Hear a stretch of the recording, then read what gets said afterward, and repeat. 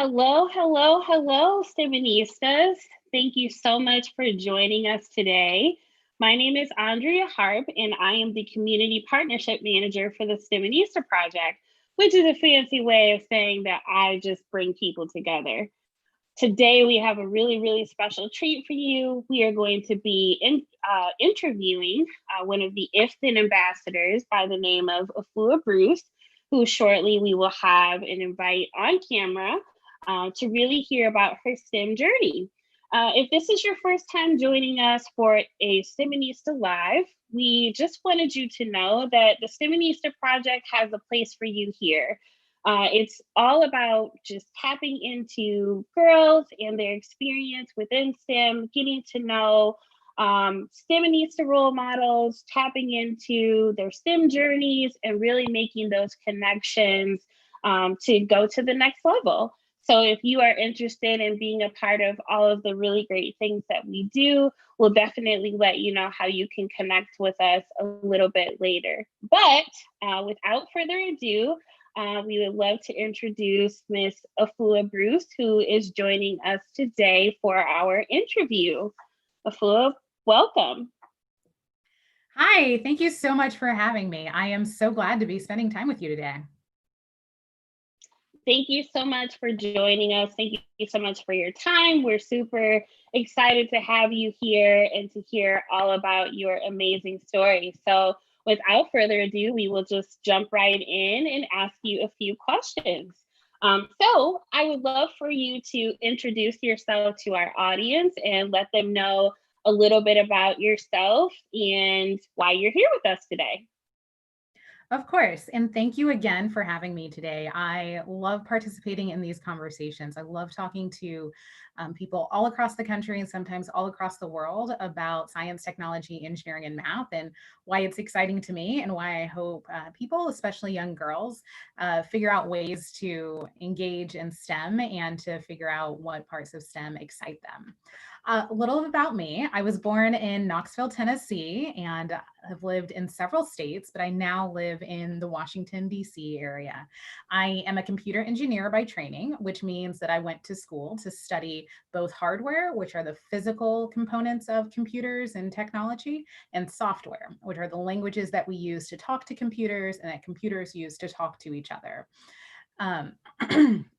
Excuse me, I've had the great pleasure of working at large companies such as IBM, working for the federal government at the White House and at the FBI, working with a number of small state and local government agencies, and working at a small nonprofit as well. So I have really had an opportunity to work a lot of different places. And what the common thread is, though, is I've started to figure out that I really like finding technology in ways that it can be used to help people and strengthen communities. For me, that's where my passion lies, of saying not just how can we invent new technology for the sake of the world or for technology's sake, but really how can technology that's created, how can technologies that's built actually strengthen people in my community and strengthen communities broadly. I love that. I love when people are able to use things that they are passionate about to really build and strengthen the community. And that's what we're really all about here at the STEMinista Project. So you fit right in. So I have heard, absolutely, I've heard that you are really into hiking and gardening as hobbies, if you will. So can you talk to us a little bit about those experiences? Absolutely. I really like both hiking and gardening, in part because it's an excuse to be outside, although I do some indoor gardening. I grew up in many different places in a lot of smaller towns and in the suburbs. And then, nearly 10 years ago, I moved to Washington, D.C., which is not a small town. It is very much a city with a lot of concrete. And so I needed ways to connect with nature, to be able to just see trees and mountains and lakes and rivers. And that's what hiking affords to me. Sometimes I go hiking by myself because I like the silence. Sometimes I go hiking with friends to catch up with people in a different environment. But either way, it's just about being outside and really enjoying and observing nature and taking some time to reflect on myself. I like gardening a lot as well. My mother actually had her degree in plant and soil sciences. And so I have memories of her in a greenhouse growing up. And so I like being out in the garden. I like getting my hands dirty, but I also just like that no matter how long you spend in a garden, you can see what you did almost immediately. Even if you're only outside for 30 minutes and you're just weeding, which isn't that exciting, let's be honest. Still, if you take a before and after picture, it's obvious that you were there and it's obvious that you made a difference in something.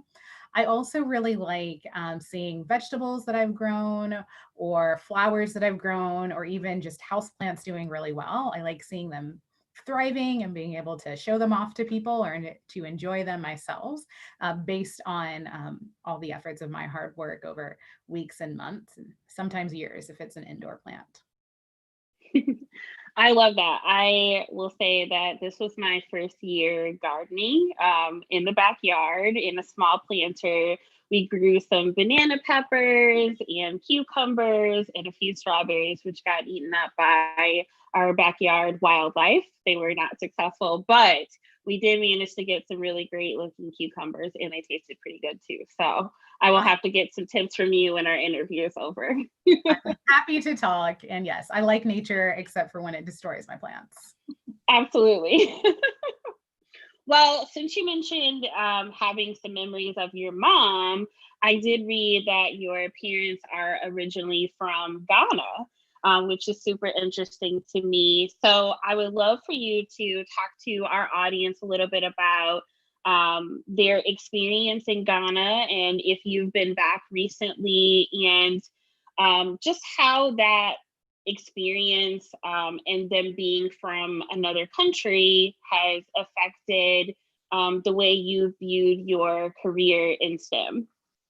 Sure. So my parents are indeed from Ghana. You heard correctly. My parents were born and raised in Ghana and came to the United States for graduate school. They both got their graduate degrees from the University of Tennessee at Knoxville, where I was born. And my dad has been here ever since. I have been fortunate enough to go back to Ghana. I was last there a few years ago. But for me, I think what's exciting for me about having parents from Ghana, about being Ghanaian, is just being able to be part of a second culture and to be part of another culture. I think that part of what makes humans so fascinating and interesting is that we all bring our own different experiences to the work. We bring our own perspectives. We approach problems in different ways. And it's when we combine all of these different interests that magic really happens.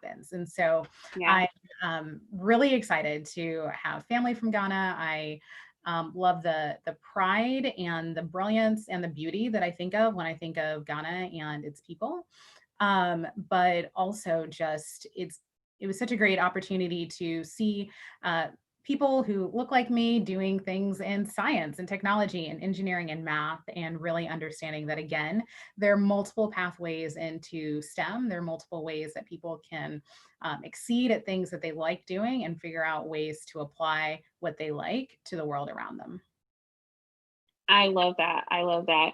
So, speaking of growing up, can you tell us what you were interested in being when you grew up? What were your childhood thoughts about, what the future might bring for you? Sure. Well, growing up, I liked many of my math and science classes. I did not like all of my math and science classes at all. There were some that I really did not enjoy. And it was a matter of experimenting until I found out and discovered for myself what I really like to do. Sometimes people ask me, what did I want to be growing up? And I wanted to be so many things. At times, I wanted to be an astronaut. Sometimes I wanted to be a teacher. I wanted to be an anesthesiologist. I wanted to be a marine biologist. I wanted to be a tennis player. I experimented with a lot of things as my interests changed. And even when I was in high school, I was deciding between do I want to go to college for writing or do I want to go to college for computers? So I had a lot of different interests. And really, as I began to get more into computers and to study more, I realized that computer engineering specifically was going to be for me. Since I've started my career, though, I've realized that even though I felt the need to pick just one thing to do to major in, that certainly makes getting through college easier. I've been able to bring in other aspects and other interests and other things that I like into my career. So although I'm a computer engineer, the aspect of my career about the aspect of myself about serving people and having interest in helping my community, it's something that I now integrate into my job. My interest in writing, like I said, in high school, I thought about becoming a writer. I've now been able to write a few articles and I'm working on a children's book. And so even though I started in computer engineering and that's where I spend most of my time, I've realized that, if you have multiple interests, that's fine too. You can always figure out ways to weave them into your main interest. That's fantastic. I love hearing that. And that's something that's come up in quite a few of our interviews with other if then ambassadors is just their multiple interests. And that oftentimes we hear, whether it's society or the norms that the world kind of presents to us, is that we have to be on one track and that there isn't room for other interests or passions that we have. But your point is well taken in that, there's a whole world that, affords us the opportunity to explore those different opportunities. And that as our young people and even ourselves, as adults are, exploring those avenues, there are oftentimes career opportunities that allow us to, to branch off and do those things that we're passionate about or interested in. So thank you for mentioning that. I think that that's really important for our audience to hear. So, Of course. fantastic. So, I would love to hear.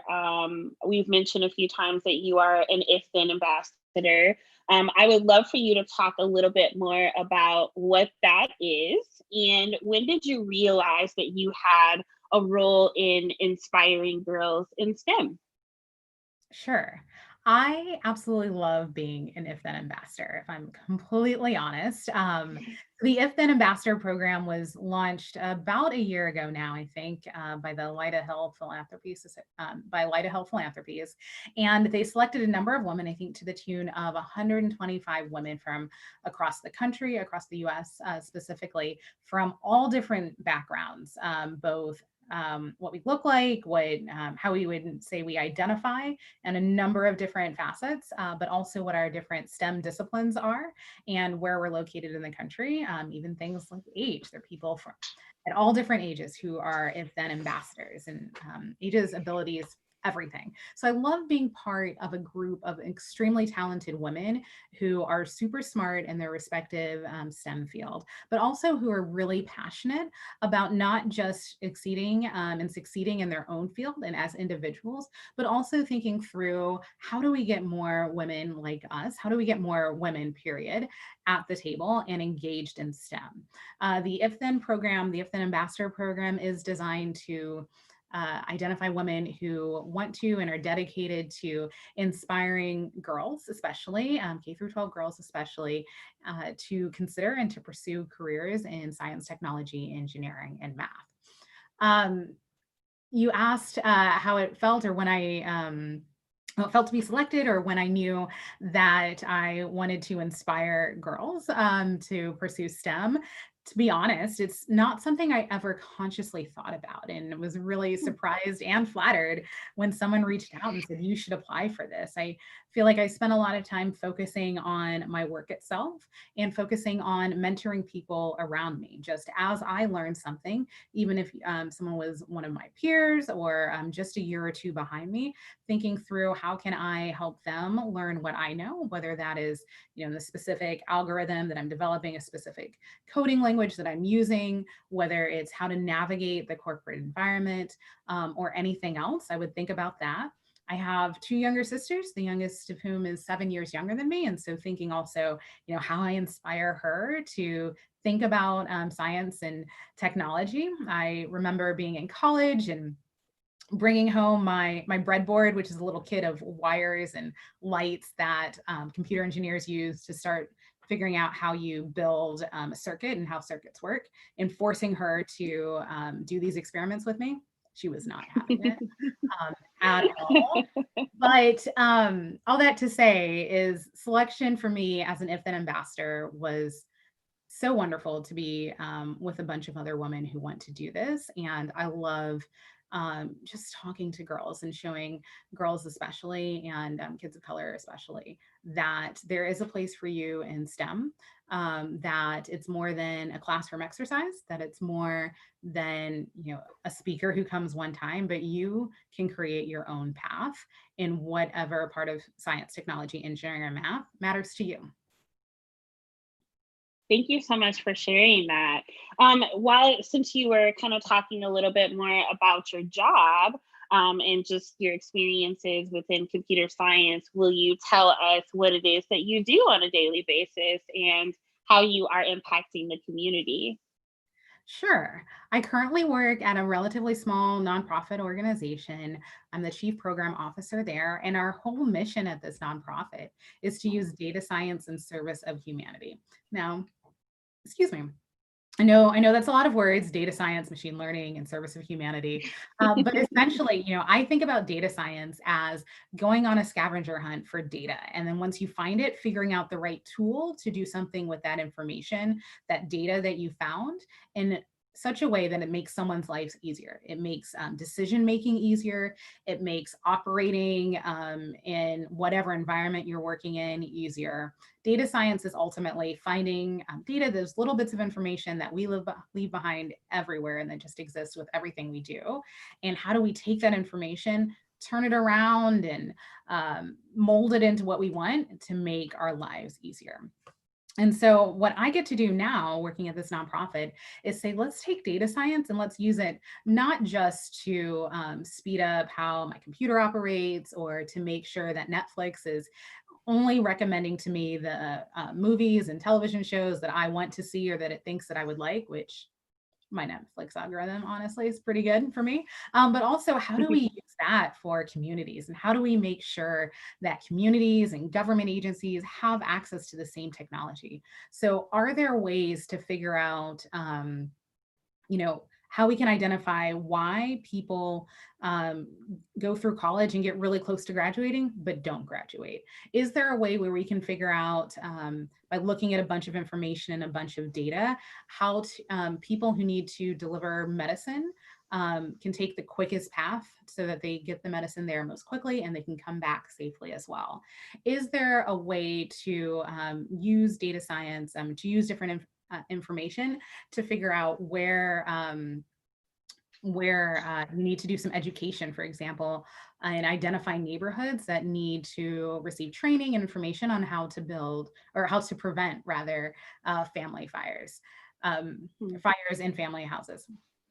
Data science can help with all of those. And that's really exciting to me. And so getting to wake up every day and to work with a team of people who are just trying to use data science across the world in all of these different exciting ways that, again, really come back to how do we strengthen communities? How do we strengthen people is super exciting. I love that. I love that. Would you talk to us a little bit more about how data collection can help us to shape policy, and why is that important? I think that it's really important for kids, and young people who are interested in STEM fields to learn how that work can be full circle in a sense, right? Because policy is kind of the ultimate when it comes to social justice and change in your community, right? Having that policy help to shape what is getting better in your community. So, can you tell us a little bit more about how the data that you're helping collect actually informs or shapes those policies? I would be glad to. Let me step back first and just talk a little bit about what policy is. I'll be honest that until I moved to Washington, D.C. and started working in the government, I worked at the FBI, I worked at the White House, I worked at a think tank, which is a fancy, mostly DC word for an institution that studies a lot of policy and government agencies, and how politics are done. I didn't really understand what policy was. And so, policy, when you think about it at its core, policy is simply a set of ideas or plans that is used as the basis for making decisions, especially in politics, in government, and in businesses. So policies decide things like how many days you need need to be in school, or that schools, whether or not schools should provide free or reduced cost lunches to children who come from families who couldn't otherwise afford a full priced meal. Um, or policy can decide what chemicals are allowed to be dumped into the ocean for waste versus chemicals that need to be put in special containers and buried under the ground, or not used at all.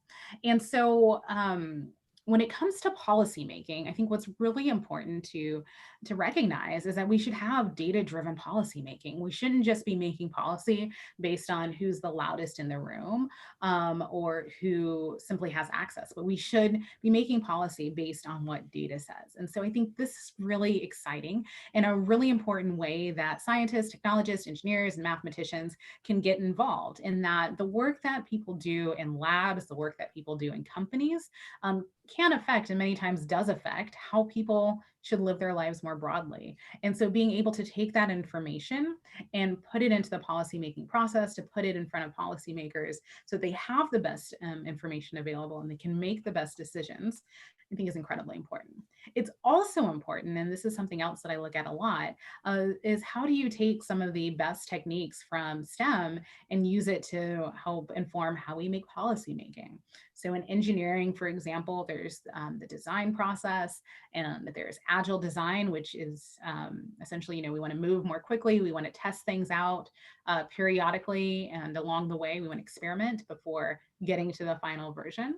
So how can we do that with policy making? And how can we take some of the discipline and rigor that we use in STEM and creativity that we use in STEM and marry that with the discipline that is often used in policymaking? So I think about it from both angles. Did I answer your question? You did answer my question. Thank you very much. I appreciate you sharing all that information, which again, I think is really important for anyone to hear who's interested in how data affects all of the things that go around in our community. So again, thank you for sharing. I want to shift gears a little bit here and talk about just who you are within your STEM career. So the next question I wanted to know is, have you ever experienced feelings of self-doubt? I know as women of color, sometimes we often don't see ourselves in the room in many fields, even outside of STEM. And so just curious to know, have you ever had those feelings of self-doubt? Have those things ever affected you? Oftentimes maybe not seeing yourself in a room where you are at the table, but maybe your lived experience is not a part of the conversation. So if you would share that with us, I would love to hear that.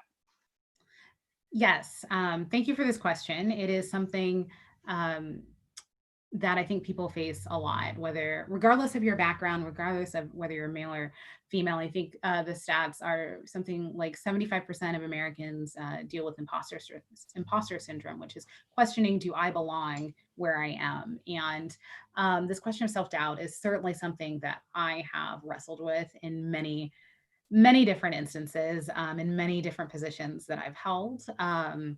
I think that it's often intimidating to be one of only a few people like yourself in an environment. And even when you're just starting something new, to think through, did I really learn everything in my last job, or did I really learn everything in school that I needed to learn in order to do this Yeah. well? This plan that I put together, I know I think it's good. I've talked to a few people who tell me it's good, but is it really good? Or do I even have a voice at the table? Does anyone care what I have to say? Or will anyone care what I have to say? Will I, mess up once and say something that doesn't make sense or sounds silly? And should I speak?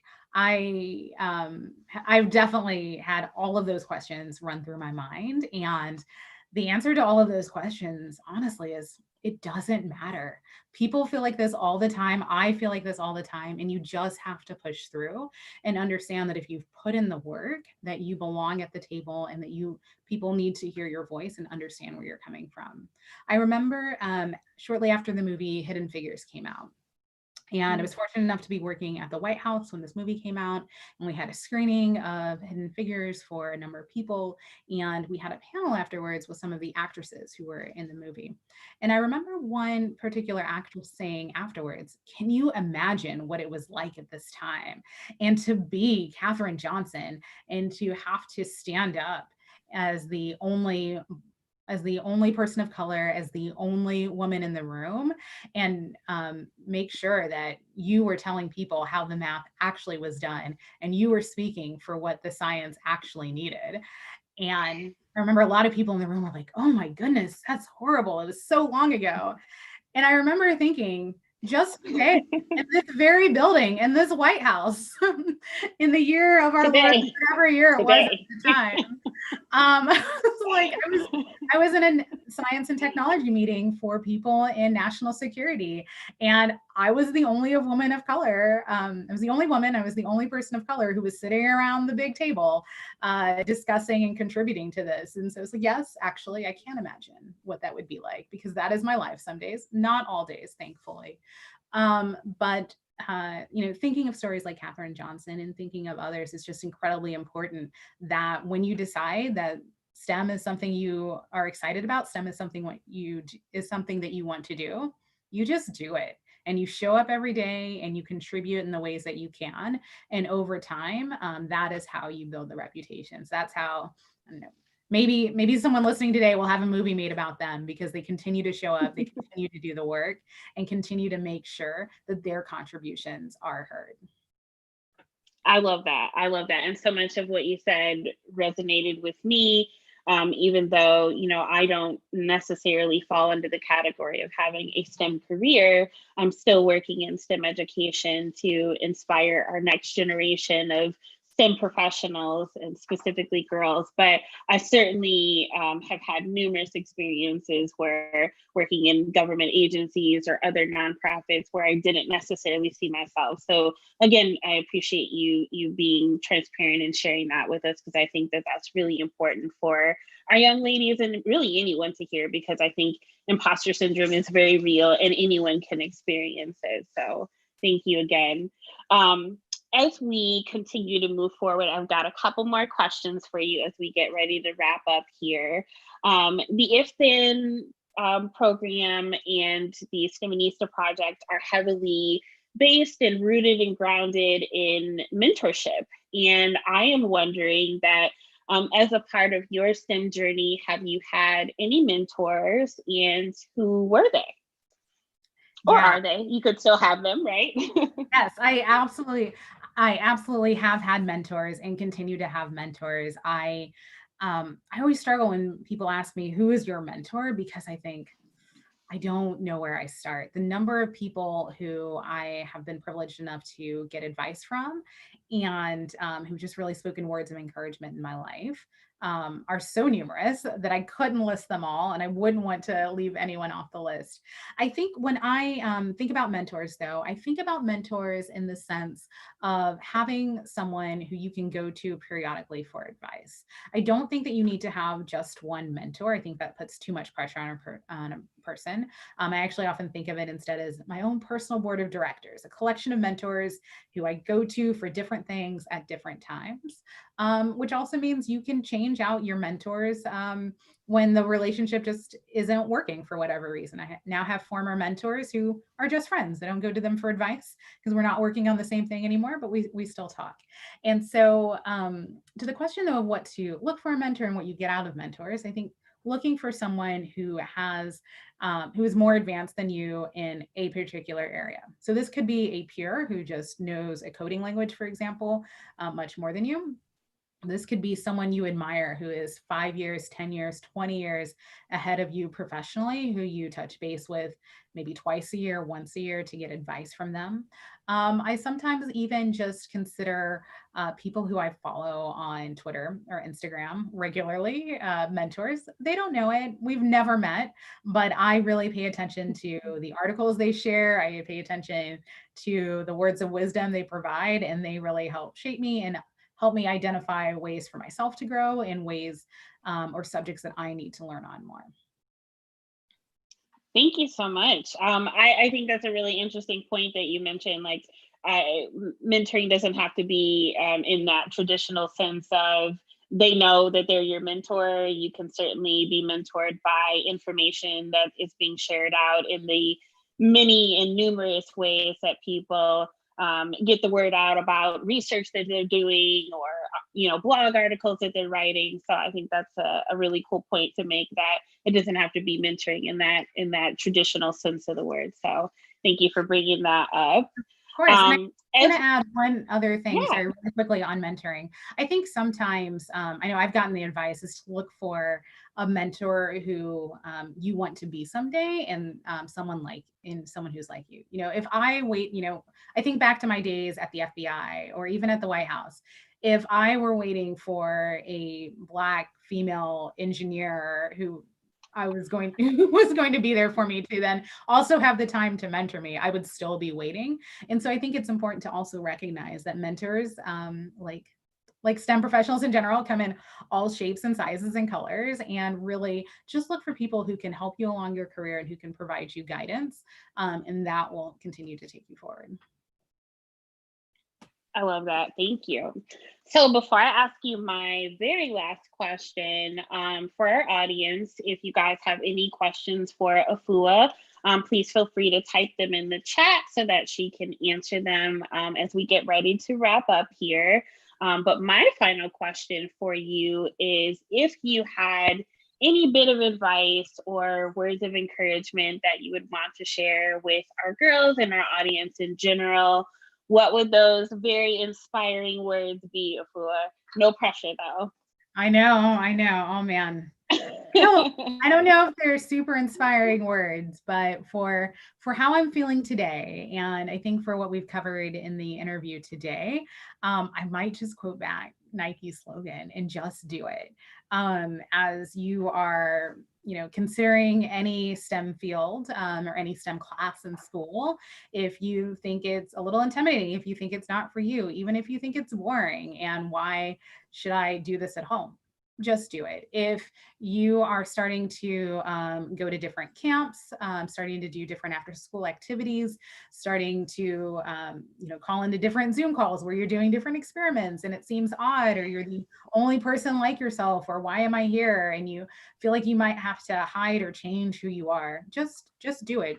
Just do the STEM work that's there. And then as you continue to proceed in your career and you move on through middle school and through high school and into college, you'll probably encounter times that someone, makes a snarky comment about why you are doing something STEM related. You'll encounter someone who makes a snarky comment or disrespectful comment about you as a person, that may cause you to question why you're there, why you continue to show up, why you try. You just take a deep breath and just do it. Just continue to show up and continue to work hard.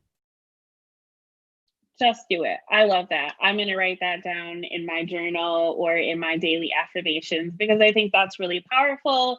And while it's a couple words, it's super simple, I think there are a lot of people that just need to do it. They have tons of amazing things locked up inside of them. And sometimes it's just a matter of just putting one foot forward and then following up with the next step. So I appreciate your very inspiring words. They were.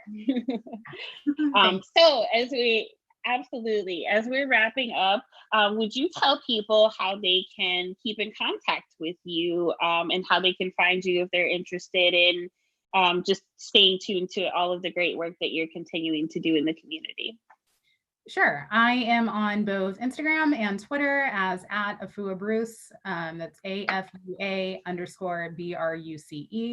on both Twitter and Instagram. So find me there. Thank you so much. So, audience, as we get ready here to wrap up, thank you so much for tuning in. Thank you, of course, to our very special guest, Afua Bruce.